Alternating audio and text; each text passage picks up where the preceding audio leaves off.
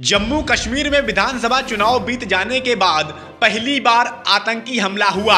राज्य के गांदरबल जिले में रविवार को बड़ा आतंकी हमला हुआ जिसमें 7 लोग मारे गए। ये सभी लोग श्रीनगर लेह नेशनल हाईवे पर बनाई जा रही सुरंग के निर्माण कार्य में लगे हुए थे।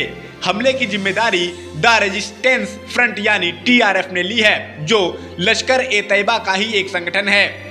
2019 में जम्मू कश्मीर से धारा 370 के खात्मे के बाद TRF ज्यादा सक्रिय हुआ। पहले इसके निशाने पर ज्यादातर कश्मीरी पंडित थे, अब यह गैर कश्मीरियों और सिखों को भी निशाने पर ले रहा है। एक चश्मदीद के मुताबिक टनल के कंस्ट्रक्शन साइट के पास मजदूरों के रहने के लिए कैंप बनाया गया है। इसी कैंप में 2 आतंकी शॉल ओढ़कर आए। इस दौरान खाना खा रहे मजदूरों पर फायरिंग कर दी। यहाँ से महज 300 मीटर की दूरी पर CRPF का कैंप भी है। इसके बावजूद आतंकियों ने इस हमले को अंजाम दिया। TRF जिस तरह से कश्मीरी पंडितों के अलावा प्रवासी कामगारों, सरकारी अधिकारियों, सैन्य बलों को पिछले 5 साल में निशाना बनाता आ रहा है, उससे एक बात साफ है कि ये ताकतें कश्मीर में किसी भी तरह से शांति नहीं देखना चाहती। इन्हें कश्मीर में शांतिपूर्ण तरह से निपटे विधानसभा चुनाव भी हजम नहीं हुए होंगे। इस बार आतंकियों ने हमले के लिए गांदरबल इलाका चुना, जहां से खुद मुख्यमंत्री उमर अब्दुल्ला विधायक भी हैं। ये इलाका बाकी क्षेत्रों के मुकाबले काफी शांत माना जाता है। यहाँ हमले का साफ सीधा मतलब यही है कि आतंकियों ने पूरे राज्य में दहशत फैलाने की कोशिश की। आतंकियों के मंसूबे साफ दिख रहे हैं। अब केंद्र और राज्य सरकार को तय करना है कि वे इस मुश्किल घड़ी में किस तरह मिलकर काम करते हैं। केंद्र और राज्य सरकार ने तो इस आतंकी हमले की कड़ी निंदा की है, लेकिन इसके साथ ही एक खराब राजनीति भी शुरू हो गई, जो हिंदू मुस्लिम की राजनीति कही जाती है।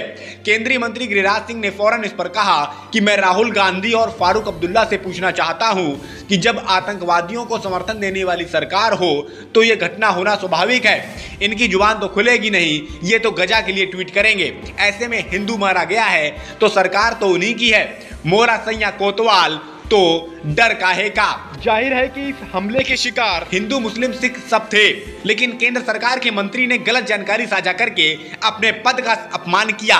भाजपा इस मसले पर भी हिंदू मुस्लिम की राजनीति क्यों कर रही है, ये समझ से परे है, लेकिन मोदी सरकार की जिम्मेदारी बनती है कि वह गिरिराज सिंह के बयान पर अपना रुख साफ करे।